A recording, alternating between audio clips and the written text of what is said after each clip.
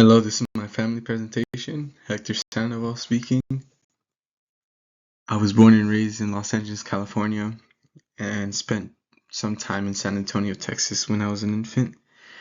I think I may have spent 3 months before I turned 1. I spent some time in West Covina also when I was around 10 years old, and then moved back to Compton, ended up going from house to house. That made me less susceptible to getting attached to places. And a lot of people may think that's like a bad thing. I personally think it's a great skill as to ensure that I don't get attached or overly attached to anything or anyone. I'm Mexican Salvadorian, and I've gone to private schools my whole life. Here's some Mexican culture. On the bottom right, we have the Aztec pyramids, which don't get enough recognition as they're just as incredible as the Egyptian pyramids with just as much history. In the top right, we have an ofrenda for Dia de los Muertos. I have a picture from my personal ofrenda from November of 2025. On the top left, we have some enchiladas, a great Mexican dish.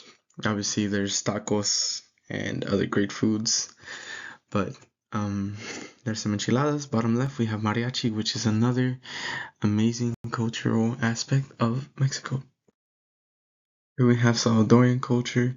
We have the Mayan pyramids, same story as the Aztec pyramids from the last slide.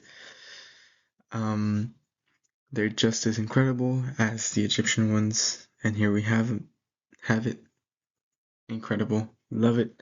We have tamales, Salvadorian tamales specifically, which are just as good as Mexican ones. I still prefer Mexican tamales. And we have pupusas, the most popular dish from El Salvador. My upbringing, my parents split when I was young. I'm more connected with my Mexican family due to my mother, obviously growing up in Mexico, and she was the reason she raised us. She raised me and my brother.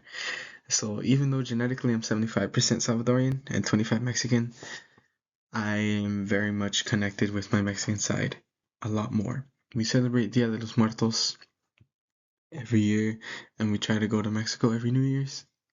Or if not New Year's, then whenever there's something special going on, we try to head over. So the connection I have with that side of my family is a lot strong.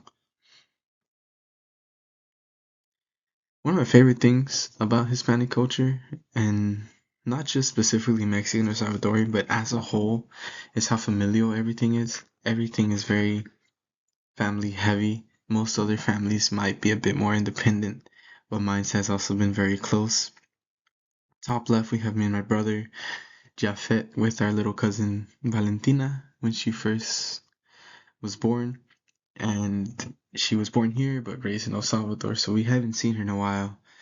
But we always, try to keep in contact. Bottom right, we have my dad and one of my favorite uncles who I still see frequently to this day. And in the bottom left, we have me, my brother, and my mom. Top right, me, my brother, my mom, and my dad before they split up. I'm the oldest of 4, so I've had that experience of trying to be a role model, but I have one full-blood brother, my not so little brother, Jafet, who is 17 years old. I have 2 half-sisters, one from my dad's side, one from my mom's side. Olivia on the left with my brother Jafet. And then on the right, a little bit more of an outdated photo, but that's me and my sister Valeria in downtown when we had dinner with our dad. And being raised by my mother was incredible. I never felt like I was missing something, and she did her absolute best to ensure that me and my brother didn't feel that way ever. And still to this day, she does her best to make sure that we are kept fine. We are safe, and we have everything that we need. And I find that very honorable of her. So these are all photos of me, my brother, and her from when we were growing up. So thank you.